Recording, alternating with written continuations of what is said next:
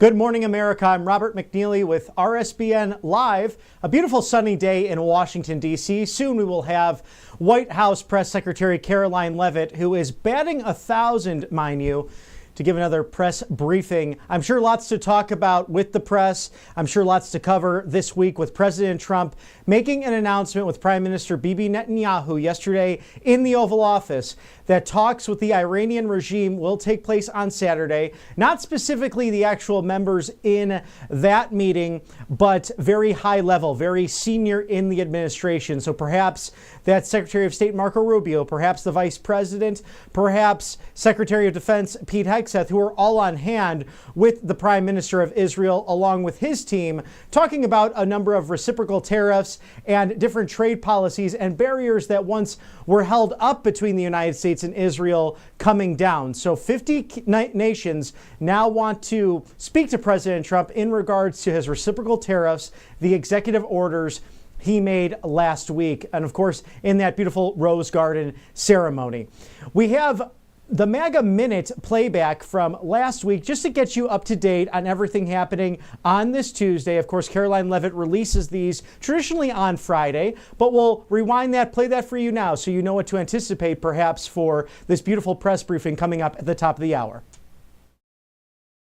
Hey guys, it was another very busy week. There were some historic announcements, so let's roll through it for the MAGA Minute.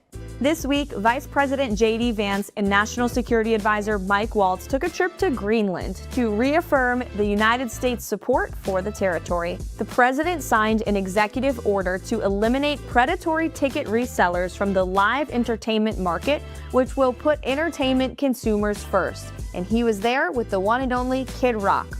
The president signed an executive order to establish an investment accelerator to bring in more investments here in the United States. And Liberation Day arrived, with President Trump implementing a 10% global tariff and additional reciprocal tariffs on countries around the world who have been ripping off the United States of America and our workforce. The president sent a very strong message that Americans will no longer be taken advantage of by globalist trade policies. It's the golden rule for the golden age of American economic prosperity. We will see you for next week's MAGA Minute.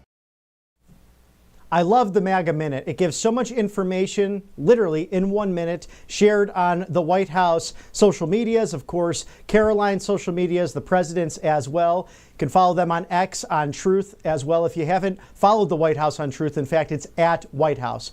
At White House, you'll see all of those great videos coming out from the press and communications offices. And again, we will soon be joined by Karoline Leavitt, the White House press secretary. We will be going live to the James S. Brady briefing room in the West Wing to get everything from this week. And it's been an exciting time in American politics, truly the golden era. And speaking of gold and silver, so important that you look into those beautiful commodities that have stood the test of time, no matter the government, no matter the leader, no matter if we are in a recession or in inflationary times or talking about trade wars and tariff battles, gold and silver can protect you and your families. I'm sure you have properties and different assets, including 401ks and IRAs, but a great way to roll that into the time-tested commodity that is precious metals is to go to Colonial Metals Group. That highlights their gold and silver.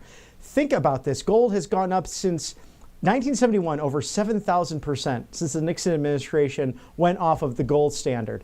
I recently had the opportunity to interview the CEO, Paul Stone. He's such an expert at all this. I'm telling you, this is the best company in the business, and it will help you with your financial goals, including retirement. We'll toss that interview live now, and you can enjoy what we recently spoke to Paul about.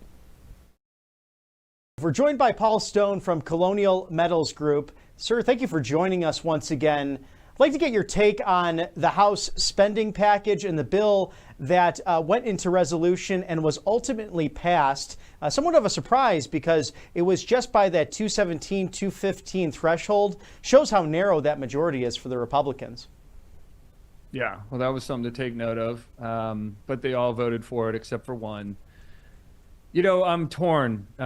I'm a huge fan of Donald Trump. When I got to meet him at Mar-a-Lago at his first victory celebration, put together by Larry Kudlow's initiative that helped him and created some of the blueprint that got him back to a victorious situation with the White House rather than a cantankerous situation. I called him Braveheart. He's fighting an enemy that's already here. Sylvester Stallone had introduced him as the second coming of George Washington, but I told Mr. President Donald Trump that Washington was fighting a visiting army and navy. And this time around, Donald Trump is fighting an enemy that's already here. And so when I see that the debt ceiling needs to raise up by $4 trillion over the next 2 years, when I don't see, and I could be wrong, maybe this was adjusted, correct me please, no taxes on tips didn't make it into this one. I think it would be a larger conversation to get no taxes on Social Security didn't make it into this one. But, whenever you're going to do tax cuts, all you're really saying is the government's going to go without money it got from you. And that's a great thing fundamentally, because we want a government that has to come to us and discuss big topics, right? They can't just print money. But if these days they're not getting money that they're used to getting, they're just going to print that money. And that's why the debt ceiling has to continue to raise up. So to me, and I'll end with this on response to your question, for someone who's just going to the ground with this, taking a farmer's approach, like just the plainest approach you could take to the economic numbers and the government and the economy and wages and inflation and the cost of commodities, just the simplest approach. If they are going to continue to print money, then they haven't cut any spending. They might be spending projectedly less than they had intended to before he came to town, but they're not cutting spending. And that breaks my heart, because that's the only thing that saves the dollar and saves and continues and stops the worsening for the American family and the American individual. And that's a good point, because the Congressional Budget Office did say with this bill, as they scored it, that it could add to the deficit. There is part of that reconciliation package did have the no tax on tips, at least a form of that. But this was something that, took kind of the last minute to get the whipped votes together in order for passage. So we'll see ultimately how President Trump addresses this when it gets to his desk. What do you think of his plans regarding the Trump gold card? So it's with Howard Lutnick at Commerce to re-envision the EB-5 visa, where these green cards and these worker cards would be basically sold at a price. They could be, say that you have all these countries purchasing them with how they want to propose it. It could be up to $50 trillion for the United States, according to the administration. Then in turn, we have roughly a $36 trillion debt or so. How realistic do you think that could come about in the next few months or a couple of years from now? I think it's an interesting idea, and this is what you want. You want this kind of thinking in the White House. You want entrepreneurial, think outside the box. How does our economy flourish? What brings benefit down to the people? We want their paychecks to benefit. We don't just want the government to benefit. Reagan famously, I guess, was saying to Carter. Yeah, Carter. He said, the people, the government doesn't have an inflation people. The people do. A problem. Right? Like the government doesn't care if there's inflation. They don't care. They print money. It's the people that suffer when they do print money. And so anything that can bring revenue into the country that isn't, hurtful or harmful to the people that are already here is a great idea. My thought would be, when I first heard that, great, let's stitch on for every person that pays the 5 million or whatever it was, billion or million, that they have to bring 10 people with them, 10 great people. That they open the door for 10 folks that have to deal with a 7-year naturalization process. You understand why these people just come across the Rio Grande? They've heard that it'll take 7 years for them to actually get to live here or be a citizen here. Who can go through that process if they aren't loaded in the bank? They don't have big bank accounts. We want common, awesome people to continue to move here. It would help offset the core of our economic problem, which is 70 million people retired starting in 1997. So if you can just focus on that for a second, we never had a retirement cost of any note until 1997-98. Then all of a sudden, for the first time in American financial history, we had a gigantic loss from the productivity side and a new cost we'd never had before, gigantic cost that worsens every year. And now the whole planet's dealing with this, and no one talks about it. There's 917 million human beings on Earth of the 8 billion that are over 70.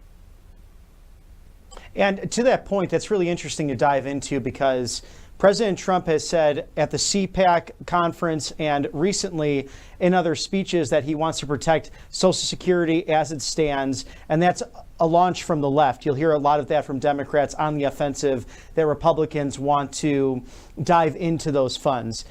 Are these funds sustainable ultimately? And how do we reform that and make sure that people are getting the benefits they've paid into, but also making sure we don't go bankrupt? Because even Elon Musk mentioned that during the cabinet meeting, that this is a moral issue. If the United States goes bankrupt, it's too soon, too late.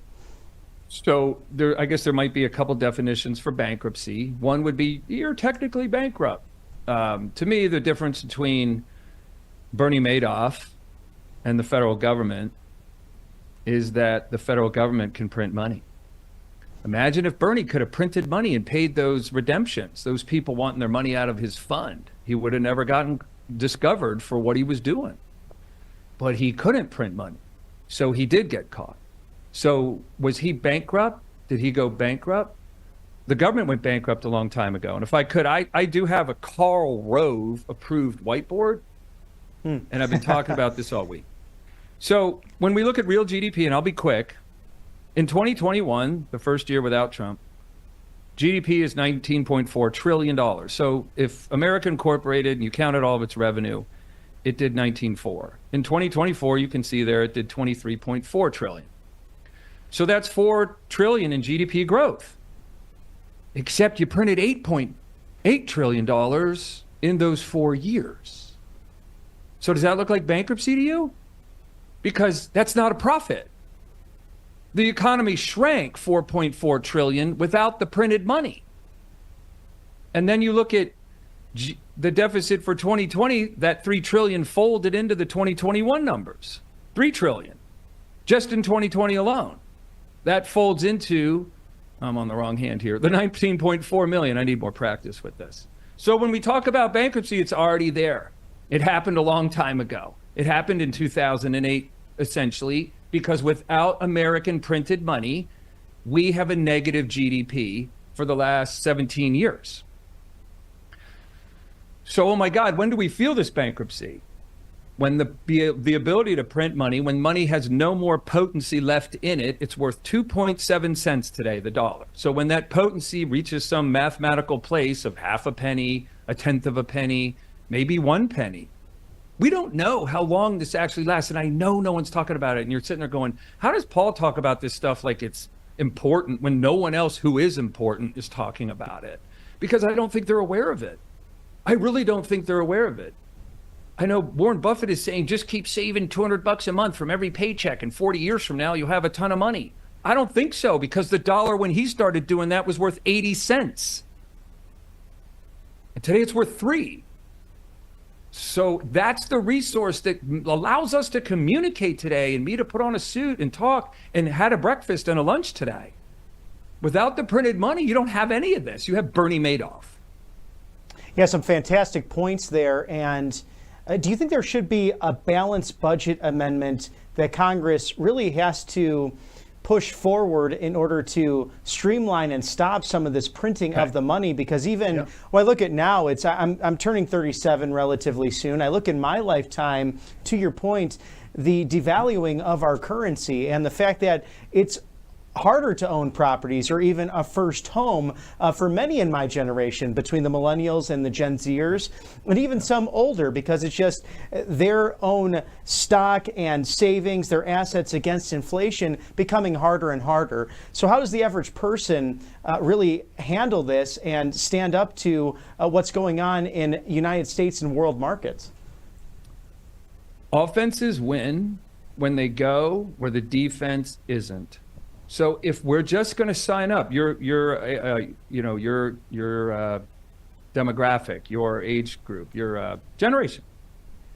If you're thinking, well, I'm just going to go the way I've seen other people go, I'm gonna maybe have to go to college, so I'll take on some debt, and then I'll get that degree, which pays me more money when I get out of college than if I just went to high school, and then I'll get that payroll going, and I'll save some money, and I'll buy a house.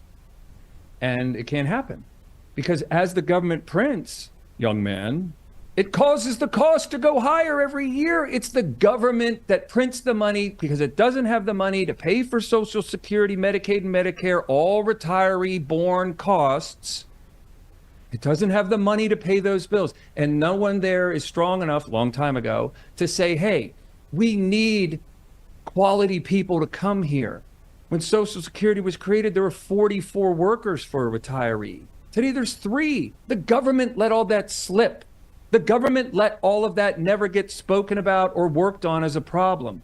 When Reagan was president, he had the gravitas to come out and say, my fellow Americans, we need to invite good folks south of the Rio Grande to come live here.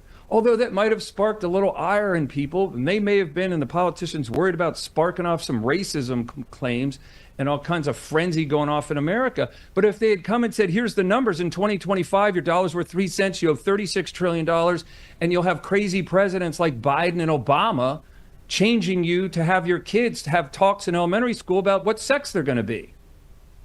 I think everyone in America would have said, oh my God, yeah, let's talk about this. We are a country of immigrants. We need more workers. We need more people living here. We need to do it fashionably.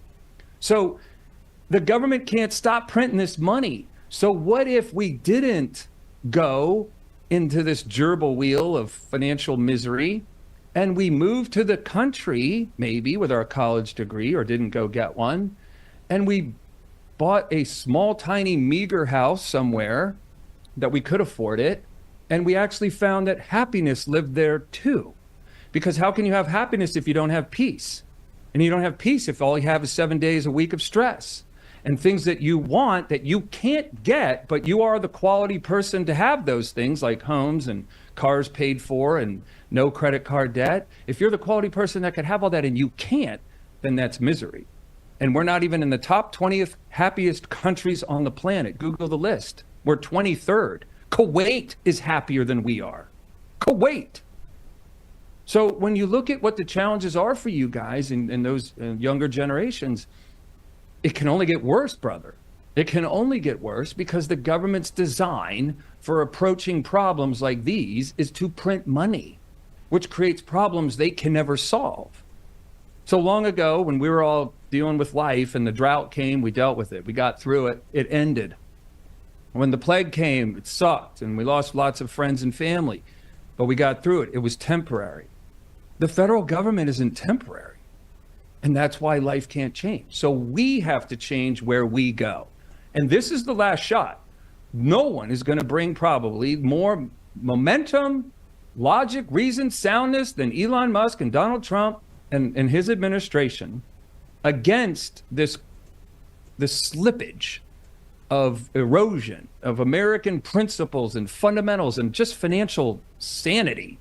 No one's going to bring a case harder against this momentum that they've been tracking on for over 30 years against us, the Americans that live here. It's evil. So last set of numbers on this point, just to articulate. In 1971, average income in America was $9,000. And guess how much a home cost? 18 grand.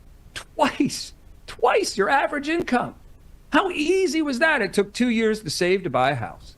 And guess what? Mom didn't have to go to work or stay at work if she became a mom. She could check out of the workforce and raise kids because dad's income was enough. Today, the average home price is 440 grand. And it's skewed because there's a lot of printed money in these employment payroll numbers.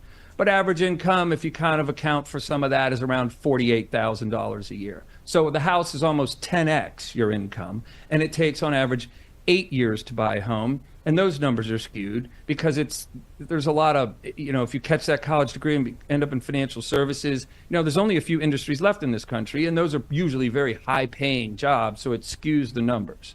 But if we strip that out, you might think it takes 14 years to save for a down payment to buy a home. You come out of college at 20-something, you ain't buying a home until you're 36? Wow. That's American erosion. That's where the American dream has disappeared a long time ago. Now it's just a memory. Trump working his ass off to bring that back. But those are the numbers. And numbers don't care if you're yelling from a podium. Bad math only turns into good math with a ton of good math getting mixed in. Raising the debt ceiling $4 trillion over the next 2 years is not part of good math. It's Right. part of reality, but not good math.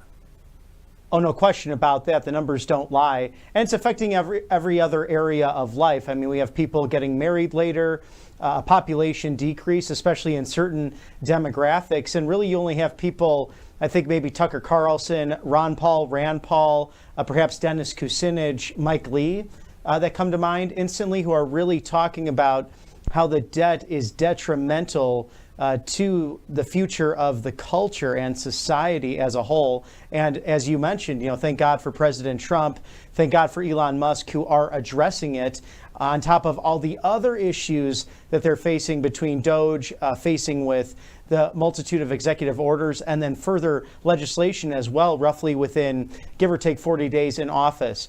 Now, it's just breaking news as we're talking now, but you might have caught the meeting with President Trump, President Zelensky of Ukraine, and then that press conference that did not happen. The bilateral meeting looks like it failed, at least temporarily, and Mr. Zelensky left the White House. Apparently, he was speaking to President Trump, wanting to stay for that, but sparks flew in the Oval Office, and rightfully so, as this was not going to be an easy discussion.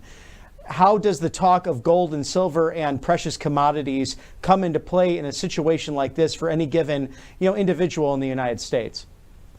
Gold was $300 an ounce when the baby boomers started retiring at the turn of the century, and it's tapping on 3,000 an ounce today. So what does that say?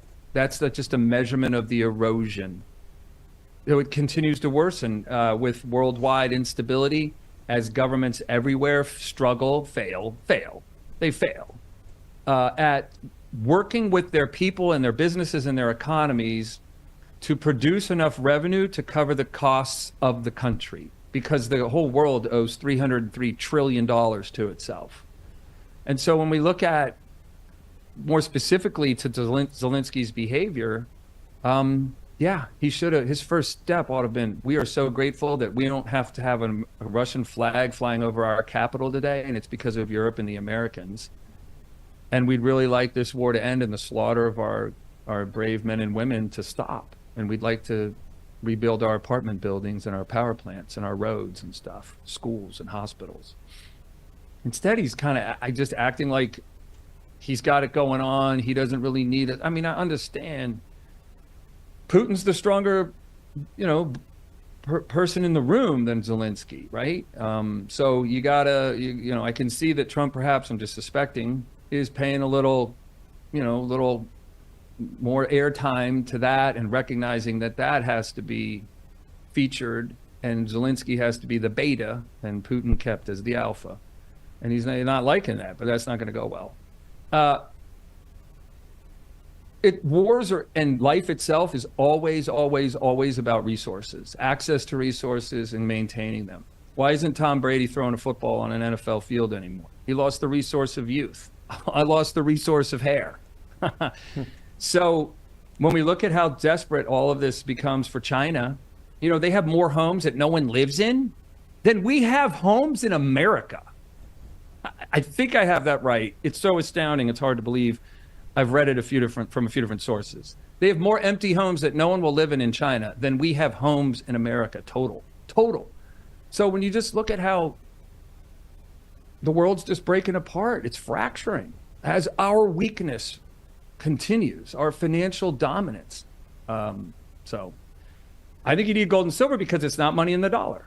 You need gold and silver because it's not money in some institution you have to rely on continuing to provide you with access to your money, or a bad Microsoft update goes down and the world bugs out and you can't get on a plane or a bus or get access to your funds. I mean, who knows? The world, with more and more tech, the world becomes more and more precarious on things it doesn't fully understand or control or see warning signs of before it breaks. At least a bridge will start sending little creaky sounds to you as you drive over it, that maybe it needs some repair work done.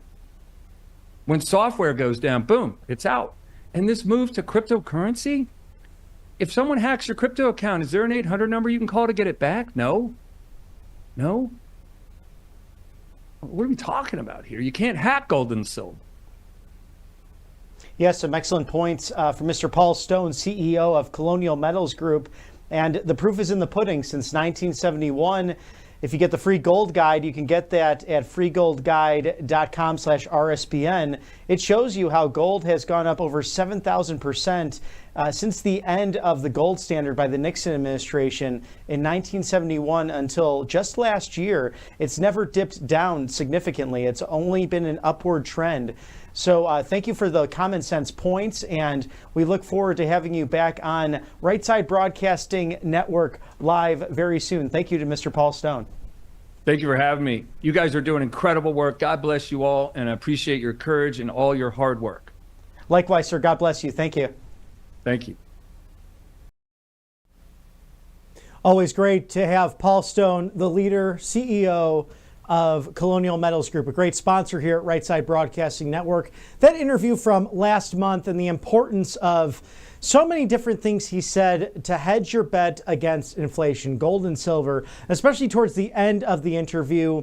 We don't know what will happen as this world continues to go into things that can become more unpredictable with AI, with tech, with the fact that something might not work, at least with a bridge, as he said. It might give you those creaky noises to warn you.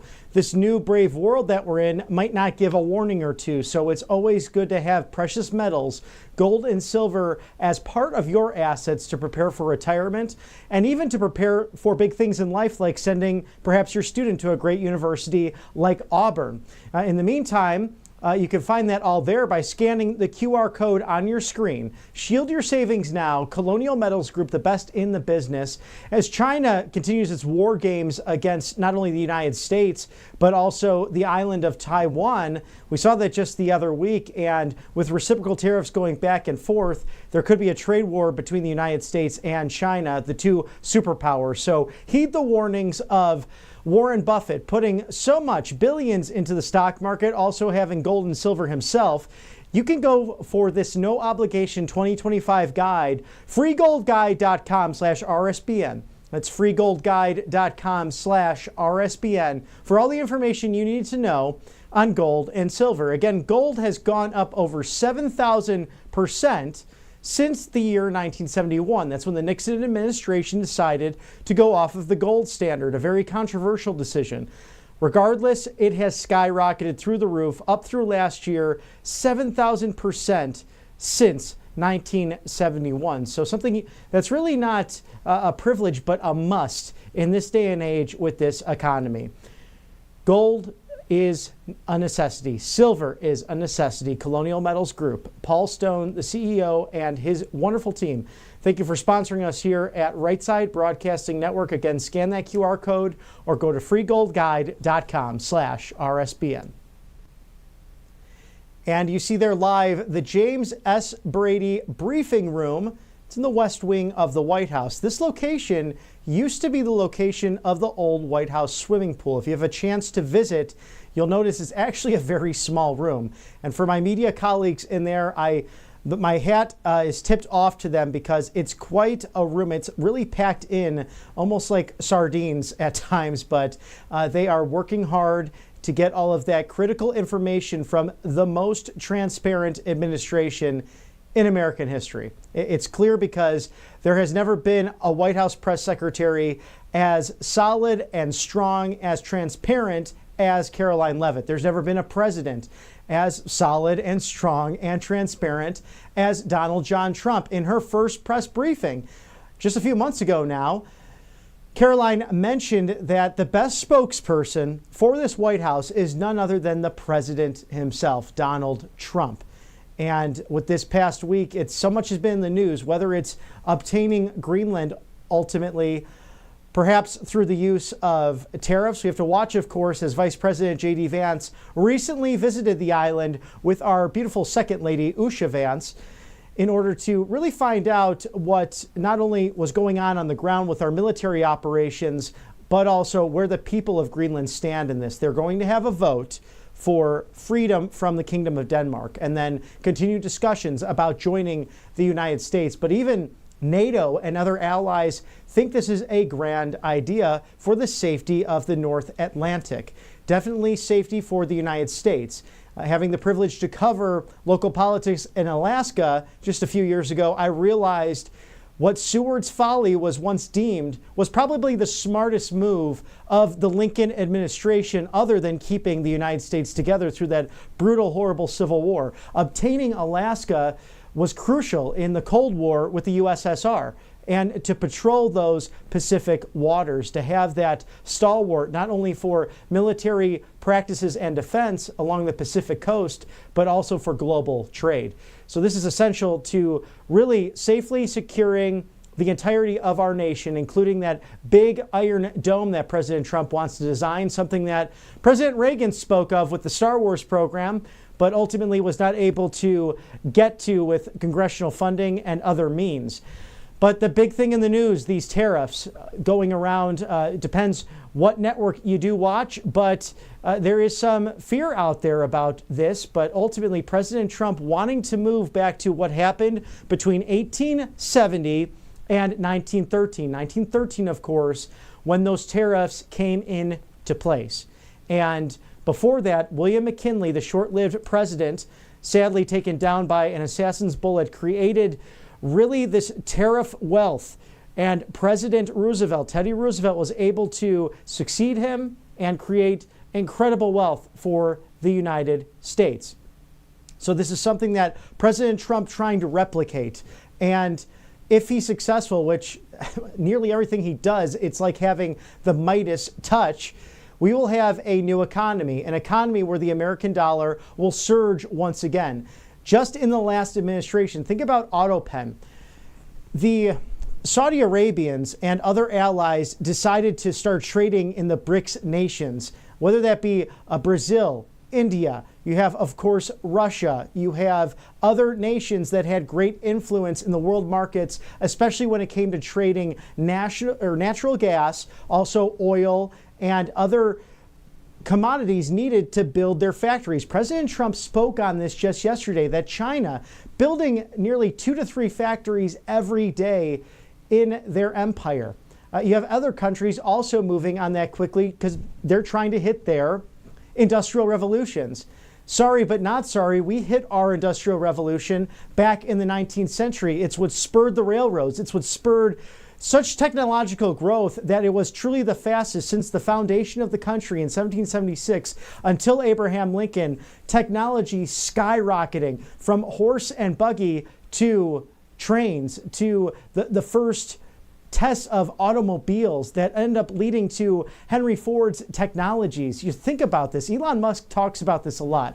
It's about Western civilization. And if you don't enhance it, if you don't nurture it, you can lose it. Think about the drawings of Leonardo da Vinci from the 16th century. He had prototypes for flying machines, for the first automobiles. Some of that he wasn't able to reach, although a genius in his own right. So think about the great team that President Trump has assembled here, all subject matter experts, all people who want to literally put everything on the line to save this American constitutional republic. Thank you to our sponsors here at Right Side Broadcasting Network. AngelPaste.com. It's the miracle cream. That vitamin B is so wonderful. Non-GMO, no chemicals. You put that on your dry hands, voila. You will have shiny, gorgeous hands. Or really, if you have dry skin, anywhere. So a great thing to use, especially just coming right out the shower and you want to preserve healthy looking skin that can make you look and feel younger. Angel Paste is the place to go. Experience their miracle items, not just the miracle paste itself, that miracle cream, but also the orange option full of vitamin C for immunity. They also have a natural mosquito repellent. Summer right across the corner, the spring weather. Hopefully it's great in your neck of the woods. We know that Arkansas, Western Tennessee, we're praying for our friends and perhaps family members there underwater still. We've had some crazy weather, but the April showers, they bring those May flowers and they also bring those mosquitoes. So great to have a natural mosquito repellent as you're planning for all of your Easter into Memorial Day, into the 4th of July, picnics and celebrations with you and your loved ones. Important to have. Also, men, they have a wonderful facial spray, so it can make you look and feel great as you're going out on that next big date. So experience the miracle now. AngelPaste.com. Be sure to get yours. Christian owned. They hire veterans out of Spring, Texas, right off of the Gulf of America. We love our sponsors here at Right Side Broadcasting Network. Experience the miracle today with AngelPaste.com. and it is just past 1 o'clock Eastern. Good afternoon to those on the East Coast and the Central Time Zone in this great nation, and still a good morning to you on the mountain states and also on our great Golden Coast out west. As President Trump celebrated with the Los Angeles Dodgers yesterday, that was some great footage, was it not? He is truly the people's president. He loves sports. He loves competition. Sees it as a cultural foreground for building just great things in this nation. And the Los Angeles Dodgers, I still believe 9-2. They are really coming out swinging hard. So if anyone can repeat that beautiful championship for the Fall Classic, it is definitely those Los Angeles Dodgers, formerly of Brooklyn, New York. So an exciting team to watch. And President Trump mentioning that many of the players standing out, calling one of them a movie star. And we love that. He has so much fun with those visits at the White House. It's something for him to not only enjoy, but to celebrate with those, which can be a once-in-a-lifetime opportunity even for these baseball players. And I'm still texting my friends at the White House. I want to see some pictures of maybe you got a chance to wear a ring. I saw that with the Chicago Cubs way back when in the first term with some friends who work in the building.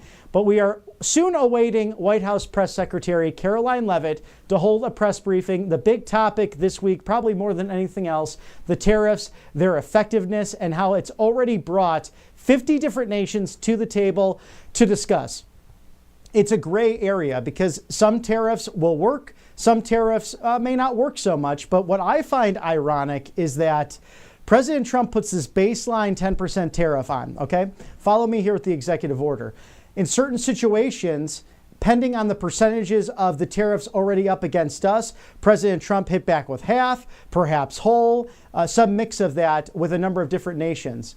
Almost every other nation came back with extra tariffs. So clearly the tariffs work. Clearly it's a big part of bringing wealth back to this great nation. We did it in the past. We did it in the 19th century, in 1870 up until 1913, when we abandoned that practice for the federal income tax.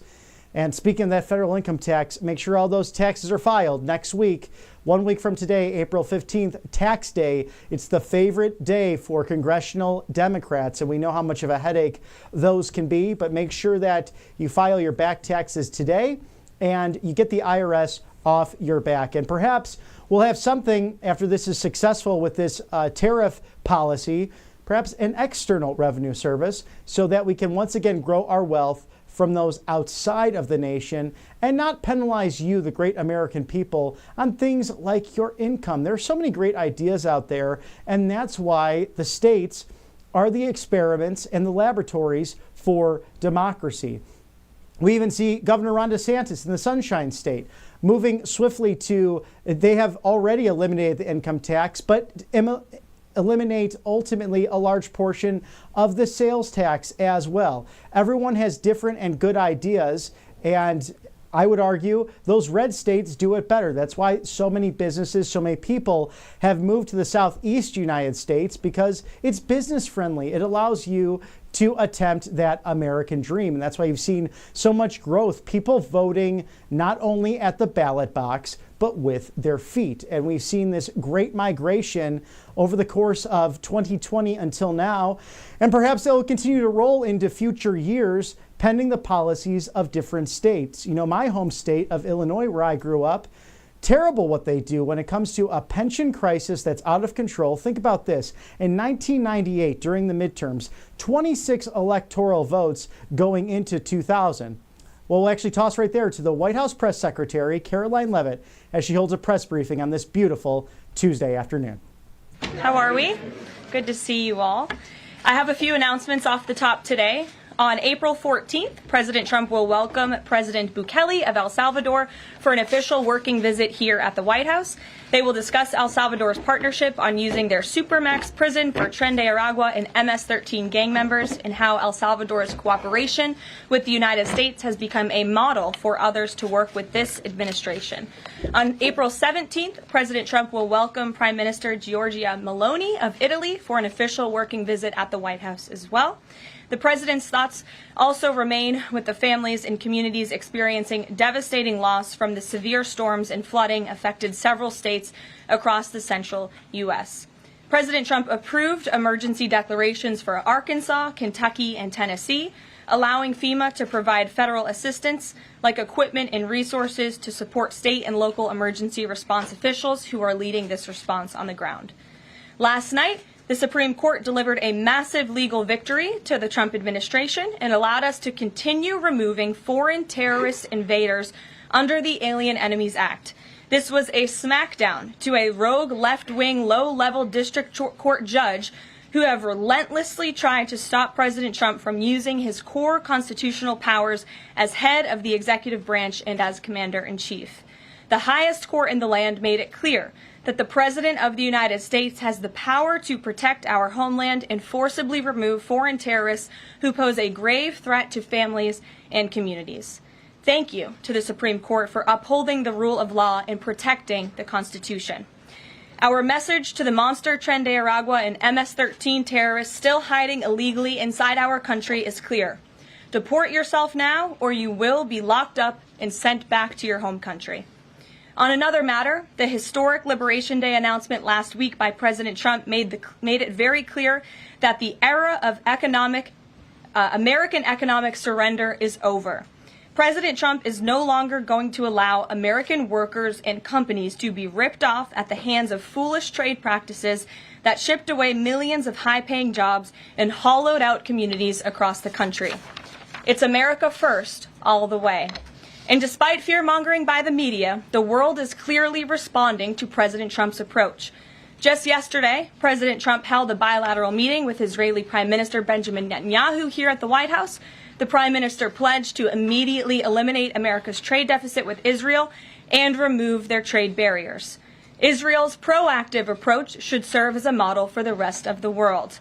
Also yesterday, the President spoke with Japan's Prime Minister, who wants to negotiate as well.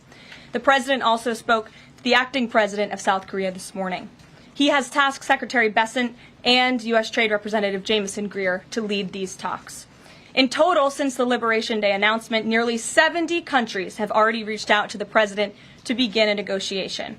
Countries are falling over themselves to reform their unfair trade practices and free open their markets to our country. Why? Because these countries greatly respect President Trump and the sheer power of the American market. These countries realize they've gotten filthy rich over the past few decades by imposing substantial tariffs on American-made products and ridiculous non-monetary barriers to block out American industry. The jig is up. Past American presidents sat by and let this happen, but President Trump stood up for our country, and he is saying no more. The president's message has been simple and consistent from the beginning. To countries around the world, bring us your best offers, and he will listen. Deals will only be made if they benefit American workers and address our nation's crippling trade deficits. America does not need other countries as much as other countries need us, and President Trump knows this. He's going to use the leverage of our markets and our country to the advantage of the people he was sworn in to represent. On the other hand, countries like China, who have chosen to retaliate and try to double down on their mistreatment of American workers, are making a mistake. President Trump has a spine of steel, and he will not break, and America will not break under his leadership. He is guided by a firm belief that America must be able to produce essential goods for our own people and export them to the rest of the world. A strong America cannot be solely dependent on foreign countries for our food, medicines, and critical minerals. And America must always maintain a robust defense supply chain. Reprioritizing and strengthening our manufacturing industry are essential national and economic security issues of the utmost importance to President Trump. By focusing on supercharging the onshoring of American manufacturing, the President is already delivering on his promise to usher in an economic golden age for our country. Just look at Friday's jobs report, which smashed expectations for the second straight month. The American economy added 228,000 jobs, nearly 100,000 more jobs than economists predicted, and the fourth highest month for private payroll growth in the past 2 years. There was also a sharp increase in transportation, construction, and warehousing employment. And in just 11 weeks, President Trump has secured more than $1.5 trillion in private sector investment. This is $500 billion more than Joe Biden secured in his entire term. This record-breaking private sector investment will create roughly 350,000 American jobs and counting. If you add up all of the investment pledges from foreign governments, President Trump has secured an incredible $5 trillion in total investments already. In the months ahead, President Trump's pro-growth economic agenda will be fully realized. The largest deregulatory effort in American history is underway. Unnecessary, burdensome, costly red tape is being eliminated by this entire federal government every day, driving down costs and massively boosting small businesses. So far, President Trump's deregulation effort has already saved Americans more than $180 billion, equivalent to $2,100 per family of four. The president's drill baby drill energy agenda, which he will discuss later this evening in the East Room, is capitalizing on the abundance of natural resources under our feet to generate more affordable electricity, cheap gas, and quality new jobs. All of this will combine to end the Biden-imposed cost of living crisis that's absolutely crushed American families. Under President Trump, the American energy industry will lead the globe over the next century, delivering lower prices and significantly strengthening our country's economic position. At the president's direction, Republicans in Congress are working quickly to pass one big, beautiful bill, which will also include the largest tax cut in American history. As President Trump has said, the House must pass this budget resolution quickly. Here in our new media seat today, we have Jasmine Wright, the White House reporter for Notice. Notice is a nonprofit and nonpartisan news site which launched in early 2024. They've gained millions of readers across the country since. Newsroom's goal is both to inform readers and train the next generation of politics and policy journalists. They also partner with state newsrooms to give local communities more knowledge of what their representatives are doing in Washington, D.C. With that, please kick us off, Jasmine. Thanks so much, Karoline. A couple questions for you. The first one being, can you explain the White House's evolution from this is not a negotiation on tariffs to countries should pitch us and start negotiations on tariffs? As the president said yesterday, Jasmine, both things can be true at the same time. And it is a non-negotiable position that the United States has faced a national security and economic crisis because of the unfair trade practices by countries around the world. As for the president, I have maintained this position. The entire administration has always said that President Trump is willing to pick up the phone and talk. And the president met with his trade team this morning, and he directed them to have tailor-made trade deals with each and every country that calls up this administration to strike a deal. And listen, and each and every one of these trade deals should be tailored and unique based on that country's markets, based on that country's exports, the imports here in the United States of America. What makes the most sense for the American worker and for our industry? The president is focused on putting America first. So was the evolution not factored in or determined by kind of the tumult in the stock market? Was that not a part of the consideration to start making these negotiations and deals? Again, I would reject that there was an evolution. On day one, we had said that the president will always pick up the phone for other nations and other companies that call this administration. The president always has a listening ear, and it's a non-negotiable fact that America has faced a national security and economic crisis for many decades, and President Trump is just the first to address this. And then my last question, how will negotiations change how much revenue the White House is planning to make from the tariffs? Well, that has yet to be seen, but as the president said, the reciprocal tariffs, which will continue to go in effect as these deals are negotiated and ongoing, will generate trillions of dollars in revenue to the United States. And this is twofold. The president wants to onshore jobs here to the United States of America. He wants to boost our manufacturing industry. He also wants to tackle these crippling deficits with almost every single country around the world. Jackie. Thanks, Karoline. The Treasury Secretary, Scott Bessent, warned that some of these negotiations might take up to months, that we could be doing this through April, May, and into June. And then you had Kevin Hassett say it's going to take a lot for the president to put his signature on the line because he wants to make sure there's a good deal for America. Is the president operating on any sort of a timeline or deadline where he wants this completed by?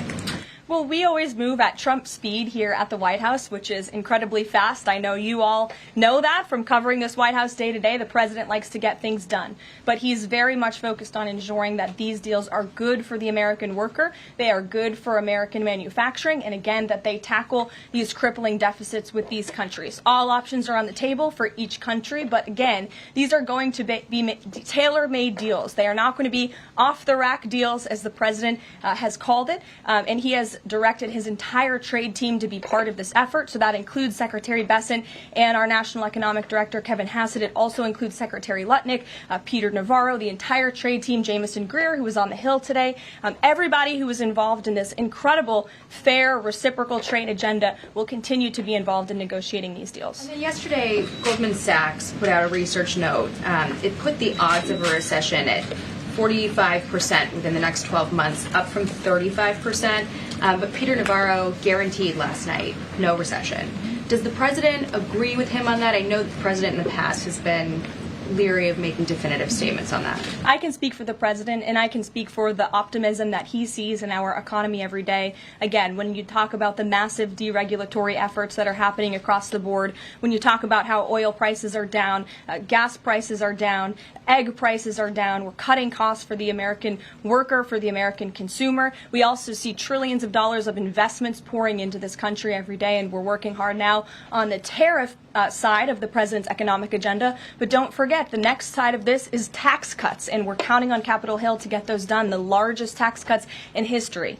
Does that mean that without those tax cuts coming through, that the likelihood of a recession is greater? No, that's not what I said. I'm just saying be mindful of the whole of government economic approach that this administration is taking every day.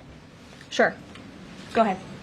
Thank you, Karoline. You just said that one of the reasons these tariffs are going into effect is that some countries have been ripping off the United States, but some of the tariffs target countries like Madagascar, Bangladesh, with very high levels of poverty. So can you explain how the president wants to correct the deficit with those countries? Is there a plan, for example, to onshore the textile industry that these countries are known because, and, just like, can you be specific about those like low income? Sure.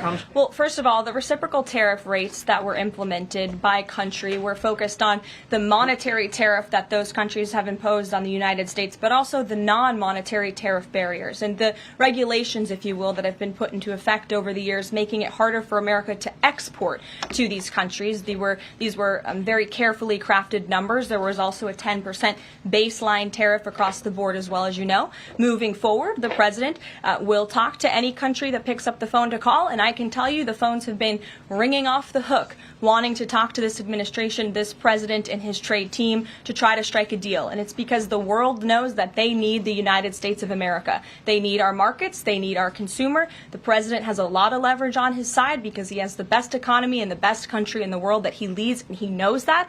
And it's about dang time we finally have a president who uses that economic leverage to benefit American workers. And that's what the president is trying to do. Maggie. Karoline, thanks. Does the president endorse something that Howard Lutnick said on television this weekend, which was that the army of millions and millions of human beings screwing in little screws to make iPhones, that kind of thing is going to be moving to the U.S.? Is that how the president envisions manufacturing shifting? And if so, how long would that take, roughly? The president wants to increase manufacturing jobs here in the United States of America, but he's also looking at advanced technologies. He's also looking at AI and emerging fields that are growing around the world that the United States needs to be a leader in as well. So there's an array of diverse jobs, more traditional manufacturing jobs, as you discussed, but also jobs in advanced technologies. The president is looking at all of those. He wants them to come back home. But iPhones specifically, is that something that he thinks is the kind of technology that can move to the U.S.? Absolutely. He believes we have the labor, we have the workforce, we have the resources to do it. And as you know, Apple has invested $500 billion here in the United States. So if Apple didn't think the United States could do it, they probably wouldn't have put up that big chunk of change. Elena. Hi, Caroline. It's clear the president has gotten the world's attention with these tariffs. Is he considering at all potentially holding off on imposing some of them before the deadline, or maybe later, reversing them because he's having these negotiations and having these good talks with other leaders? The president was asked and answered this yesterday. He said he's not considering an extension or a delay. I spoke to him before this briefing. That was not his mindset. He expects that these tariffs are going to go into effect. And you said something very important, Elena, in your question. You said the president has captivated the attention of the world. Absolutely, he has. And it's about time we have a president in the Oval Office who is putting the world on notice and is putting the American people first, and again, is using the leverage of the United States to negotiate good trade deals. Just a quick follow-up. There's been some public sparring between Elon Musk and the president's trade advisor, Peter Navarro, on some of these tariffs. Musk actually referred to Navarro today as being, quote, dumber than a sack of bricks. Are you at all, or is the administration, the president, all concerned that this is maybe impacting the public's understanding of these tariffs? It might be messing with the message on it? No, look, these are obviously two individuals who have very different views on trade and on tariffs. Boys will be boys, and we will let their public sparring continue. And you guys should all be very grateful that we have the most transparent administration in history. And I think it also speaks to the president's willingness to hear from all sides, that he has people at the highest levels of this government in this White House who have very diverse opinions on very diverse issues, but the president takes all opinions in mind, and then he makes the best decision based on the best interests of the American public. Deanna. Thanks, Caroline. On Truth Social today, Trump was talking about one-stop shopping talks with foreign leaders, bringing leaders to the U.S., to Washington, and talking to them about tariffs, but also other topics. So is that part of his strategy to bring the leaders to Washington and trying to get deals, outside of tariffs on foreign policy issues as well? I think the president, again, is going to have a custom, tailor-made approach to each and every country. And if that means discussions of foreign aid, of our military presence in these countries, how those troops are paid for, come to the table, that could be part of the negotiation in these economic negotiations. But it's the president's economic team who will be leading these. These are tariff and trade negotiations. And yes, they will be one-stop shopping for each and every country. They will be, as the president said again, tailor-made, not off the rack to each and every country based on America's needs. Can you confirm? How are you? Thank you so much, Kara from Lindell TV. So President Trump has designated Tren de Aragua as a foreign terrorist organization and deported its members while also moving to restrict Venezuela's oil exports. Is the administration preparing additional military or economic actions against Venezuela and the Maduro regime? And my second question is about Supreme Court Justice Amy Coney Barrett. Is the administration have a comment on her decision to go with the liberals and go actually with the Tren de Araguas? This is the same justice that actually sided against January 6th hostages last year. So is the administration have a comment? Are they disappointed in Supreme Court Justice Amy Coney Barrett? To your first question, I don't have any actions to read out in terms of Venezuela. The president has imposed secondary tariffs on the Maduro regime and on Venezuela in the form of oil, which is obviously going to have a crippling effect on the Maduro regime, and that's the intended effect of this administration. As for the justice you mentioned, as for the Supreme Court, we've made our feelings very clear. We believe this was a massive victory. Certainly, we wish this was a 9-0 decision because we firmly believe that the president was well within his constitutional authority, and the Supreme Court made that very clear last night, and they put Judge Boasberg in his place. We called on the Supreme Court to rein in these judges who are acting as judicial activists, not real arbiters of the truth and the law, and that's exactly what we saw the Supreme Court do yesterday. Christian. Thanks, Caroline. Now that the president's reciprocal tariffs are here, going into effect tomorrow, what's the status of the ERS? When will they actually start collecting revenue? And will that be nested under CBP or somewhere else entirely? It's something Secretary Lutnick has taken up, so I defer you to the Department of Commerce, but it's something that he and the president believe quite strongly in, and it's a promise that they intend to keep to the American people. Real quickly, can you explain why the president opted to send Secretary Hegseth to the dignified transfer last week instead of attending himself? Sure. The Secretary Hegseth was there to represent the administration. The president has expressed his condolences to these families, as have I from this podium. Shelby. Thank you. The president's trade representative this morning told senators that the president does not intend on carving out exemptions for products and companies when it comes to tariffs.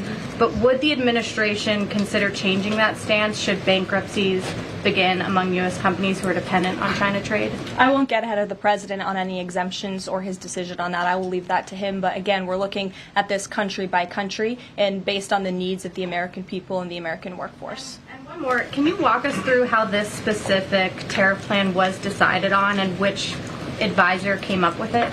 The reciprocal tariff plan? Yes. It was a plan that was discussed by the president's entire trade team over the course of many, many meetings, and the president ultimately decided on which way to go. A few proposals were given to the president. There was debate and discussion, and the president made his decision. And as you've seen very publicly, the entire trade team is on board with this plan and the negotiations that will ensue because of it. Sure. Caroline, on Iran, given what's going to be happening on Saturday, what exactly is the current administration doing to stop Iran's funding of terrorist aggression worldwide that the previous administration wasn't doing? Well, first of all, when it comes to Saturday, I won't get ahead of the president.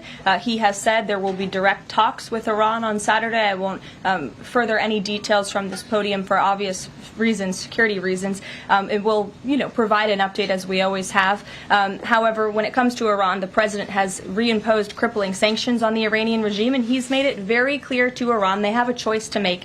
You can strike a deal with the president, you can negotiate, or there will be hell to pay. And as the president said yesterday, if they don't choose to move forward with diplomacy and a deal, which is the direction we do see them headed in, there will be grave consequences to pay.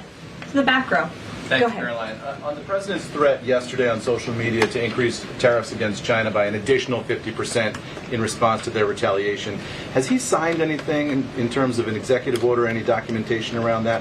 Will that additional 50% go into effect tomorrow? They will be going into effect at 12:01 a.m. tonight, so effectively tomorrow, yes. Work on that today? Of course, as always. To the gentleman in front of you, because that's who I originally called on. Go ahead.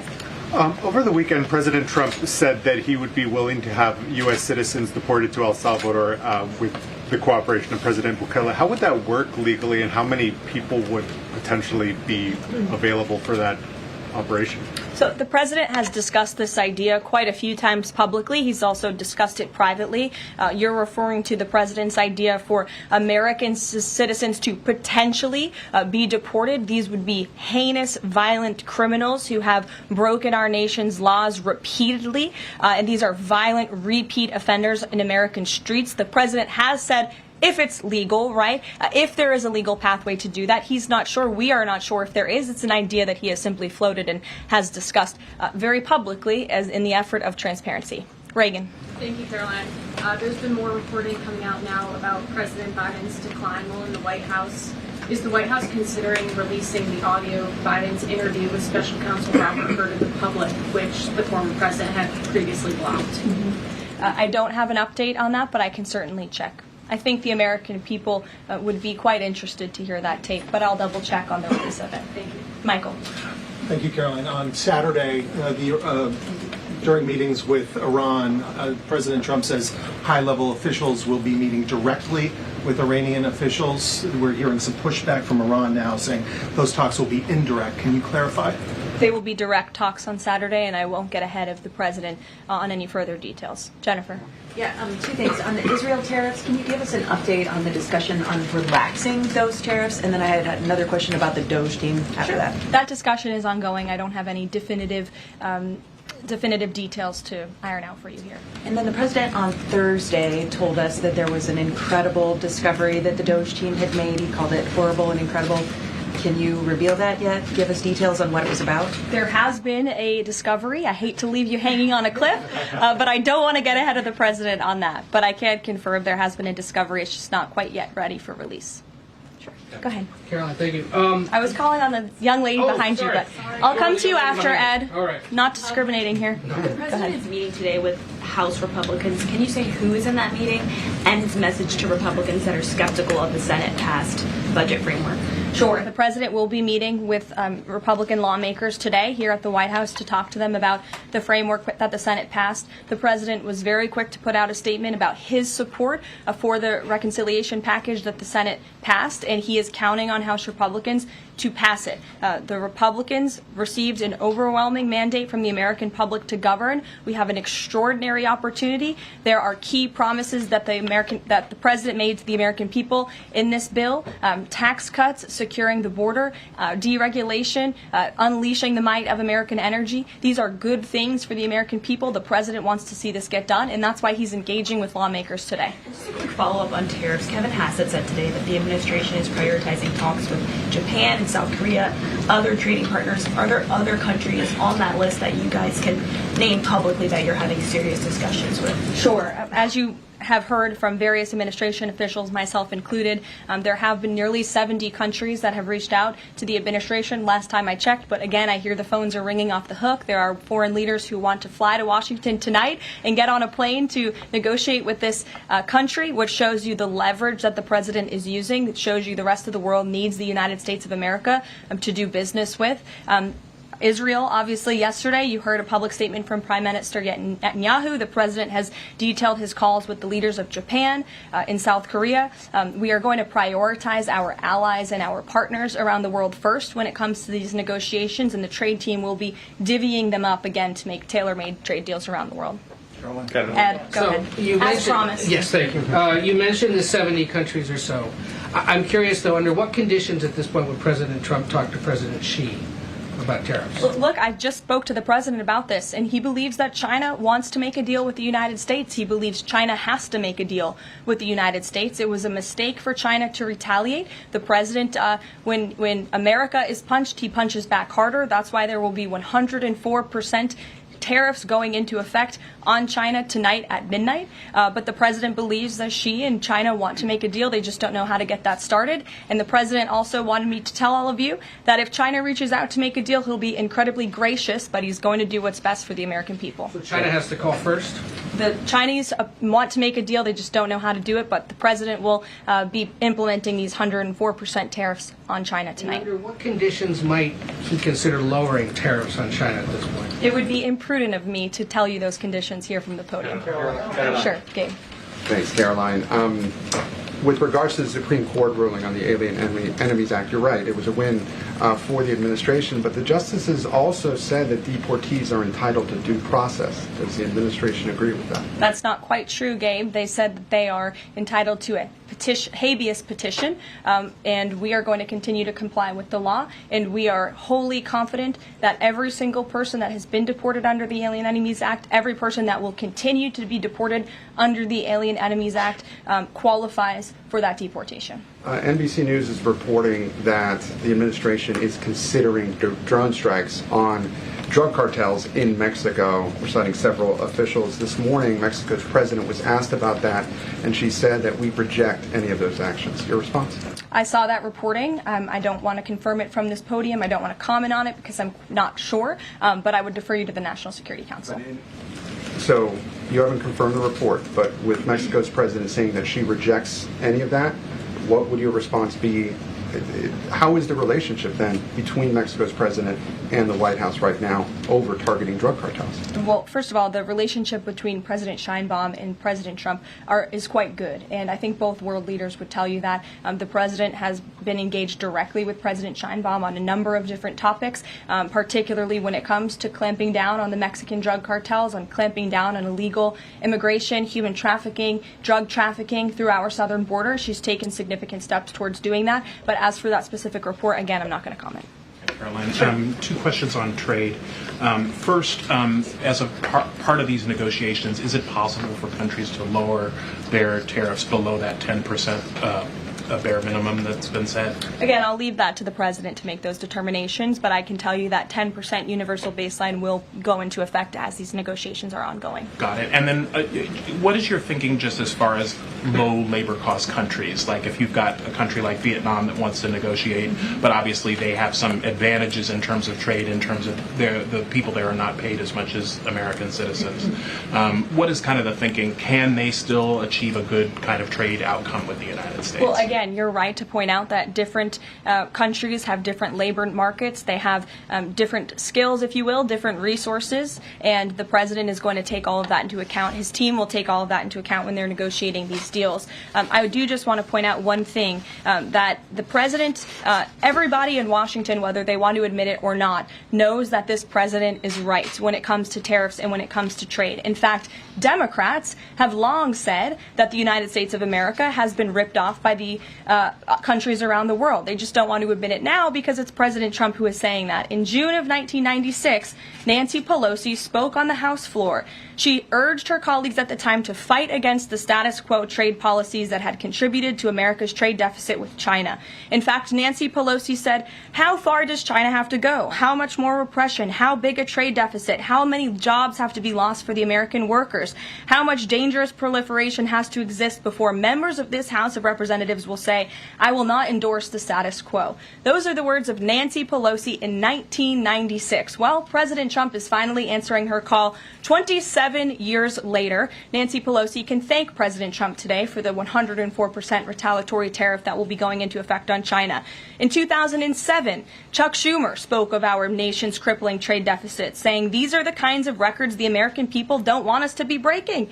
The administration needs to move beyond words, take action now to reverse a trend that threatens our prospects for future economic growth. And Chuck Schumer said that in 2007. Finally, in 2025, President Trump is taking action. Recently defeated Democrat Sherrod Brown said on deficits in 2012 that our deficit then at China had reached an all-time high, and it was on pace to recede last year's record. The trade deficit had cost American workers millions of jobs at the time. These are the words of Democrats years ago. It is about time America finally has a president who is taking action to restore those millions of jobs back to the United States of America, to boost our manufacturing industry. He's doing what's right for the American people. It will take a lot of labor. It will take a lot of effort. But that's exactly what the American people elected this president to do. He will be talking about our energy agenda at 3 o'clock today over in the East Room, as you all know. He will be signing a bill to unleash the might of our beautiful, clean coal industry in this country, which is a reliable energy source also for AI. There's a great story in Bloomberg today, actually, about the executive order that will be signed later. So we'll see you all there. I'll let the president speak more. We'll see you later. Thanks, guys. Thank you.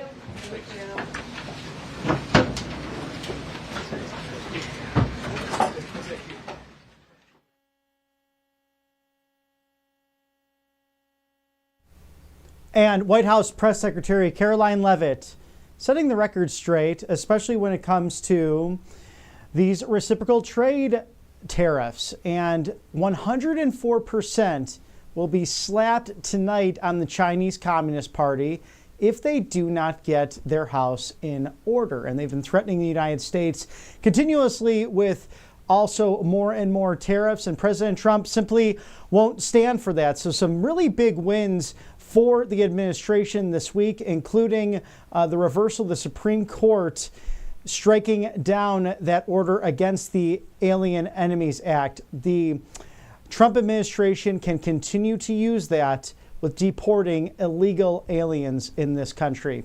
Thank you to Karoline Leavitt and, of course, the entire in-house press team at the West Wing, James S. Brady Briefing Room, bringing you straight to it at Right Side Broadcasting Network Live. We're on the right side of history and showcasing these important briefings for your viewership. Thank you to Kalshi, our great sponsor here at Right Side Broadcasting Network. Will egg prices go up this month? Well, there's an 11% chance in the affirmative, but as you can see there, those live trades slightly trending down, as President Trump has mentioned, really down to less than $3 per dozen on the national average right now. But you can make trades on this discussion amongst others, whether it be politics, culture, sports, so many things happening throughout the United States. Well, you can actually make trades and bet on those things. Trade on the most important events in the United States and worldwide. Scan the QR code now or go to kalshi.com/RSBN. That is KALSHI.com/RSBN. Thank you for sponsoring us here at Right Side Broadcasting Network.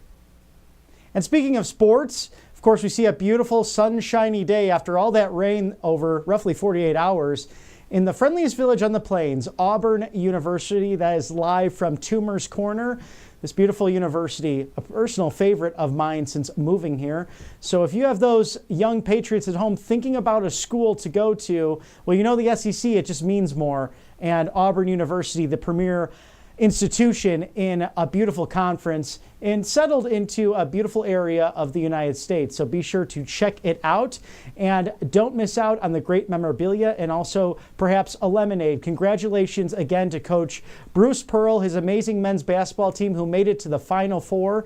And congratulations in order to those Florida Gators yesterday who took it all home as the 2025 men's basketball champions. But we are sure proud of our Auburn Tigers here, War Eagle, as they say. Thank you for going so deep into the tournament, but also working to become servant leaders, not only in this community, but with everything you take, whether that be in the NBA or beyond in this great country and world of ours. But for every America First update and exclusive offers here at Right Side Broadcasting Network, just visit rsbnetwork.com/newsletter. And if you can donate to this citizen journalism outlet that is focused on you, the American people, rsbnetwork.com/donate. Thank you for those donations. And if you have any America First stories, inside or outside of the Beltway, feel free to write us at feedback@rsbn.tv, feedback@rsbn.tv. We love to hear from you.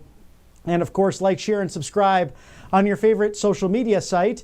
A couple of more broadcasts coming up this afternoon and then into the evening tonight. So stick with us here at Right Side Broadcasting Network Live. In fact, we'll have another stream in roughly 45 minutes, and we'll be joined by the legend himself of country music, Mr. Lee Greenwood, of course, famous for God Bless the USA, that ballad, now 41 years young. We'll talk to the legend who has really stuck it out for President Trump, among other conservative and populist libertarian celebrities who love this country so dearly, and Lee Greenwood perhaps at the top of that list. So we look forward to that discussion. And I will be with you here this afternoon and this evening, of course, Mr. Matthew Alvarez returning to the studio. And we love Auburn. We love this community. We love you, the American people. Thank you for joining us here at Right Side Broadcasting Network Live. We'll be back with you in 45 minutes. Until then, grab some lunch, grab the popcorn, and we'll see you back in a few moments.